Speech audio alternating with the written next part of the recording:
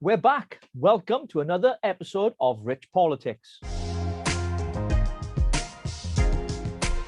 And in a series of episodes over the next few weeks, we'll be discussing the harms of lockdown and the impact it had for so many across the country. It's easy to blame the rise in the cost of living on the invasion in Ukraine, as many seem keen to do, but there are many of us who believe that shutting down the economy is a key factor that will leave us paying for it for many years to come. Well, joining me now for the first in a series of talks on lockdown harms is broadcaster, writer, and social commentator Esther Karkue. Esther, welcome to Rich Politics.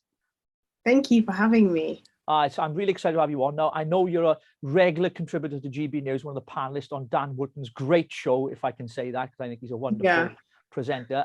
Just want to begin from the start then, Esther. Did lockdowns work? I don't think they did in the way that they should have.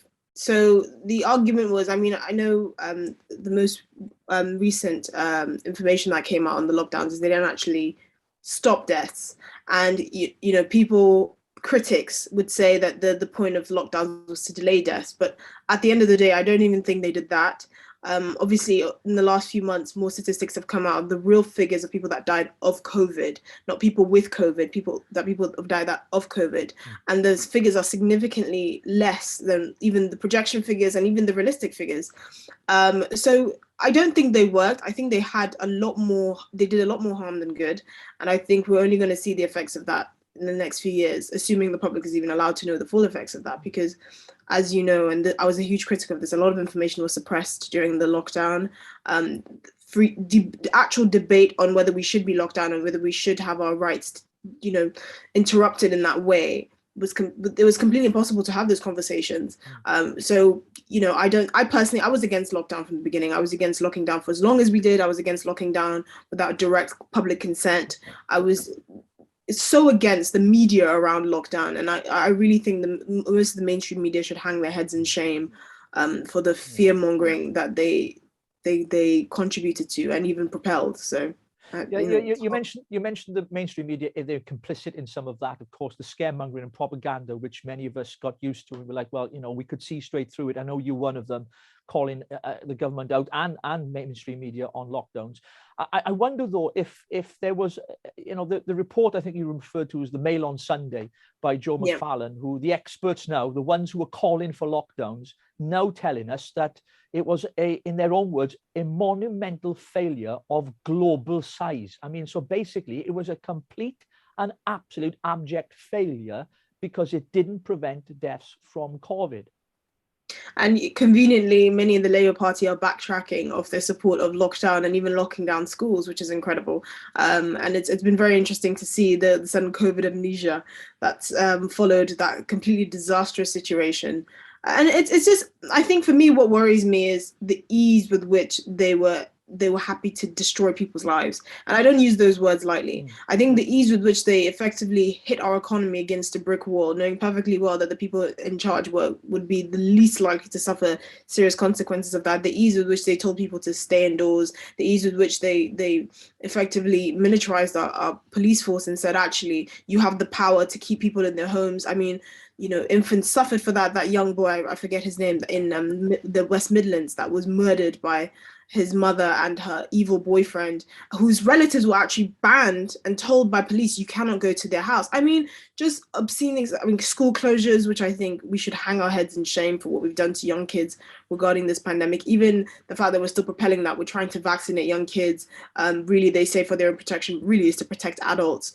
It's really it's shocking to me, to say the least. Yeah. Speaking of the school closures, it was John Ashworth from the Labour Party who came out recently in the press and talked about how Labour, did not want schools to close. And I think I think Dan Wootton keyed that. He forgot address. Had to have a meeting with the party whip to actually understand the party's line on that issue, because there's clearly been a lot of confusion, and they actually had to replay members of his own party saying, actually, the government needs to lock down schools, they have a responsibility. So their policy was lock down schools until they've proven they've been proven otherwise. But now they're saying that we didn't believe we should lock down schools at all. So they're kind of almost like innocent until proven guilty and guilty until proven innocent, sort of flipped. But it's just shocking, honestly. But this is the same party that can't define. I mean, so. you keep a close eye on what's happening politically as well, because of course you contribute a lot onto a lot of different stations as well. I'm just wondering if you've noticed a real change in the climate of those who were calling for these lockdowns, the experts who said, you know, we should shut everything down, lock everybody away, stay in your home. Suddenly now they're realizing we might have made a mistake and they're backtracking. Are you sensing that as well? Oh, of course. And the point is, they just go where the money is, right? These people that were giving us this horrible projection figures, these models, the sage scientists, all of them, they had no skin in the game, right? There was no real stake. I mean, economists, mainly economists and academics, were pulling their hair out because they were just like, my God, you know, supply chain logistics are going through the floor, inflation is going to, I mean, most major economies are now backed by debt. And it's a well-known fact that many major economies, but if we keep it to the UK in particular, doesn't have a lot of wiggle room, right? Our national debt to GDP ratio is not very good at all. And it's the same for France, Germany, the US. And so something as catastrophic as the pandemic and locking down the economy for so long, and now inflation rising, which is a symptom of the fact that everything is backed by air effectively, is now materializing in people's and it's really showing in people's lives. Look at fuel prices, all of these things. And so I think obviously the people that are backtracking now had no problem doing it, because what they were saying in the beginning of the pandemic and of lockdown, they had no problem saying, because they had no real skin in the game. The people that were in the know are really seeing the effects of it. I mean, people don't really understand the kind of political power that comes with logistics and supply chains, right? If you can control goods and services, production and getting from point A to B, you really have a lot of weight in the world market. And the reason for that is because it's so critical and so important to how we live our lives. To completely shut that down and to estimate the ripple effect that will have is monumental. And this is something that, you know, is now just becoming a reality to many people. But again, the people that were orchestrating the charade of lockdowns and perpetuating scaremongering tactics, they clearly had no skin in the game, so they weren't even bothered by it. Yeah, you've talked about the economical impact, and we've seen that. I know many would say it's because of a number of other factors with the latest crisis that's in vogue now, as they do. But actually, this economic impact that we're seeing right now started as a result of shutting down the economy, in my opinion, for so long. And what about the social impact that it's had on people? Because I've heard horrific, I'm sure you have as well, I've heard you mention a few on GB News, the horrific stories of people that have shared, you know, their experiences of what they went through during lockdown. I can speak of my own children, for example. My second son, who's 21 years of age, dropped out of college during the lockdown, couldn't cope with online learning, and it really had an impact and effect on his mental well-being. And we've had to, you know, spend some time talking with him about that. And that's just a personal story. But, you know, what kind of impact do you think it's had socially on people, Esther? I think it's had a horrific impact. I think, you know, just the ability of not being able to see someone smile, right? Just having to look at someone through a mask has been, I find, deeply uncomfortable. I've hated working from home. I can't imagine kids that, you know, their very early social interactions with people have now been through a mask. It's horrible. You know, suicide rates have gone up. I mean, the untold effects on mental health have been catastrophic. I also imagine people with sort of mental health issues. I have people in my family that I know that are autistic. This has been absolutely horrible for them. But even on a sort of like societal level, right? At the start of this pandemic, when kids were being ushered back home, there were many kids at home who didn't have internet access. There were many kids that went six months to a year without real education because they didn't have the equipment at home. Locking down the economy is not as simple as just turning on and off a switch. It's seriously harmful business. And you know, the list goes on and on and on. My concern is, and what the message that I will always try and harp on is, this should never happen again. We should never experience this again. There is not, I refuse in my lifetime to let the government have this sort of control over my life ever again.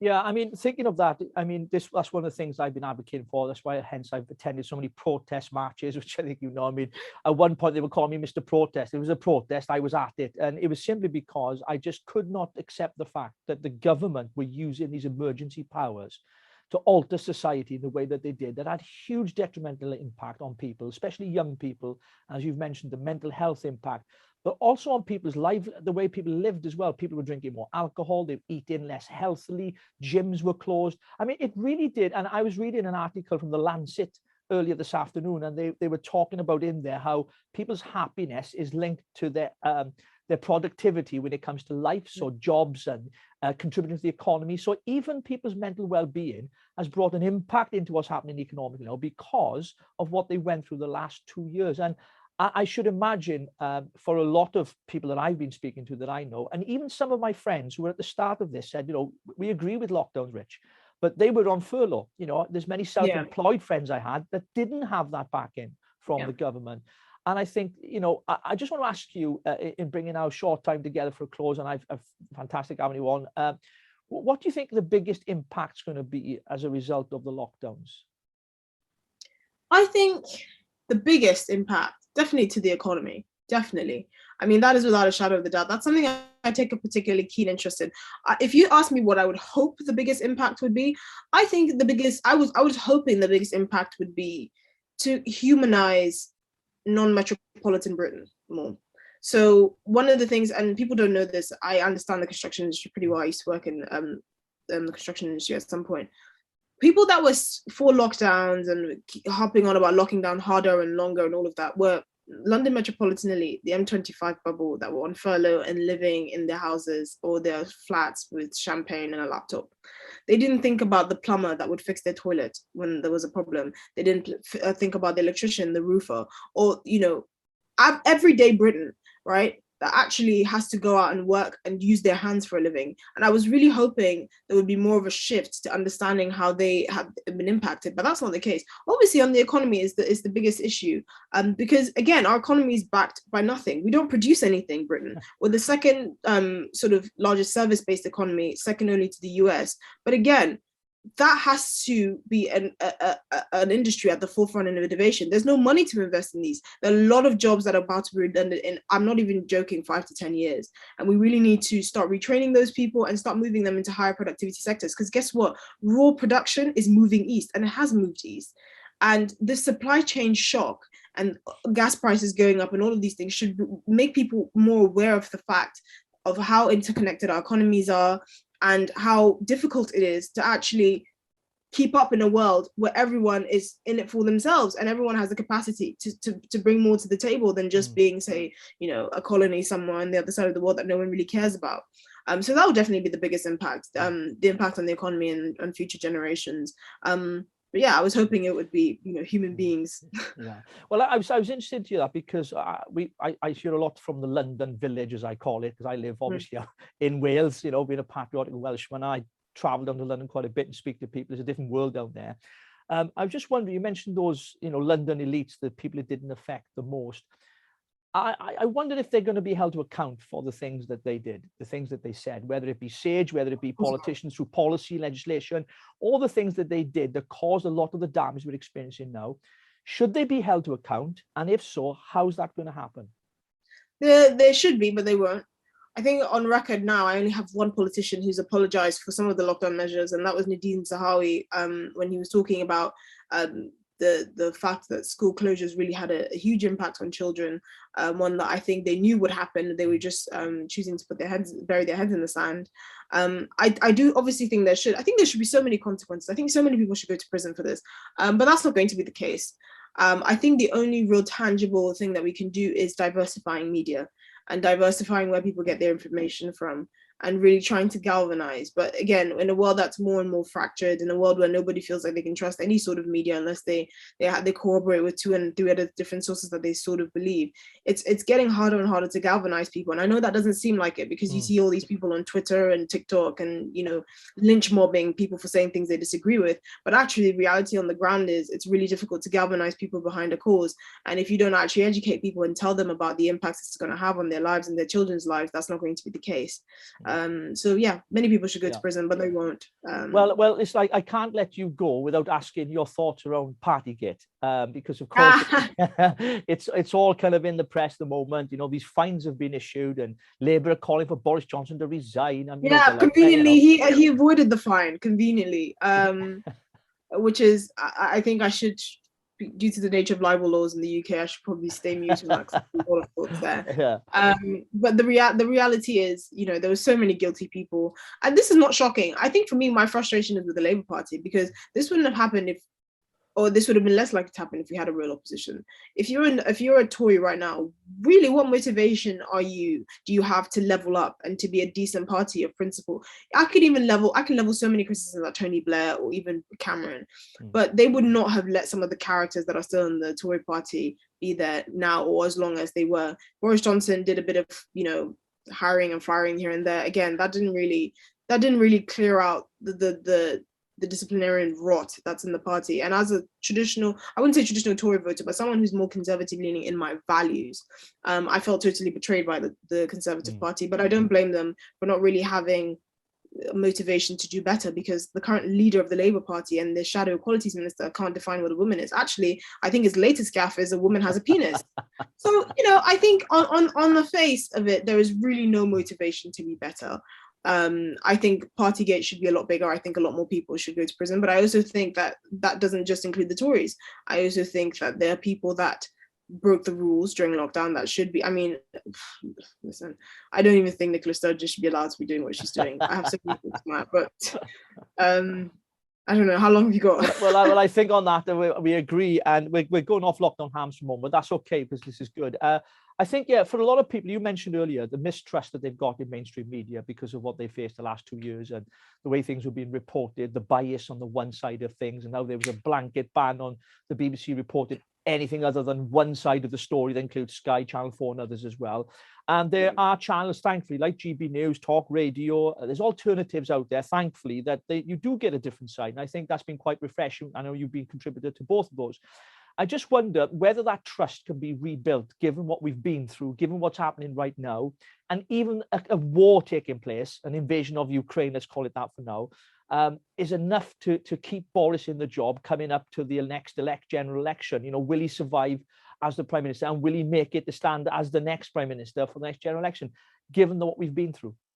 I think, unfortunately, and I say this with great sorrow, that he probably will win the next general election. Obviously, the actual PR around the election will be disgusting, because there'll be a lot to smear Boris on. I think as a character, I don't think you could defame his character even more than he's defamed it himself. But again, when you have opposition refusing to define what a woman is, that's a no-brainer. I just...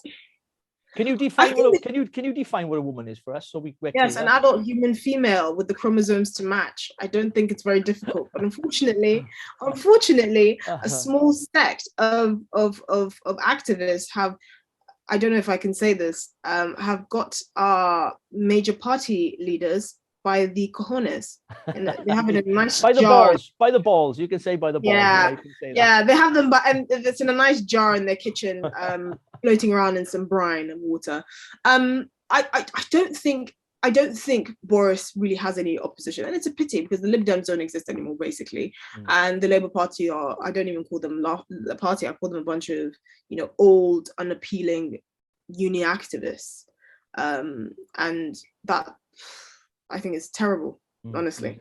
So Esther, listen, you're a broadcaster, writer and social commentator. Now, what's next for you? Because I've heard you're starting some YouTube channel or something. Is that right? Did you mention that? I know you've kept it quiet, so this might be breaking news here. But yeah, tell us, what are you, because I know you do a lot, obviously, with GB News, and I love your contribution, by the way. You're never afraid to say it as it is and what you believe you stand by. And I know you've had some, you know, wonderful debates on there with Butterworth and others as well, and it's refreshing. We should have debate.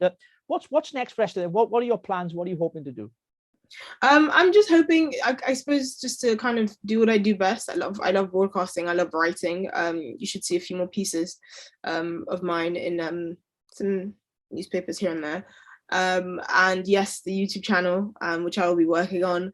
And it's quite, I think it will be quite different, actually. I know people say this because people are always trying to be different. I genuinely think it will be quite different. And I'm working with a very, very, very special gentleman that you may know.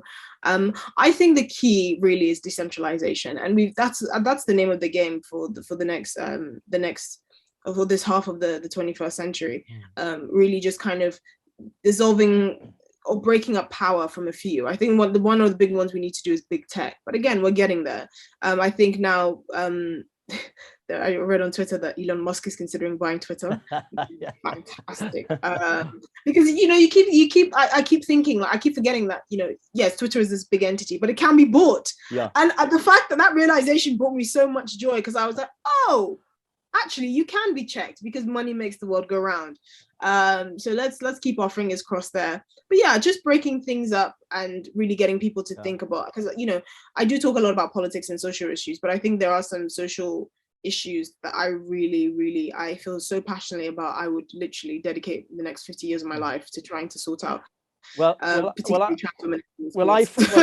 for one am really looking forward to it. I can't wait to see it when it comes out, and I'm looking forward to what you've got planned next. But Esther, broadcaster, writer, social commentator, thank you so much for coming over Rich Politics. I really appreciate it. And to all of our guests, thank you for tuning in tonight, and don't forget to watch us next Friday, where we'll have another guest on talking about lockdown harms. Thanks for watching Rich Politics. Bye for now.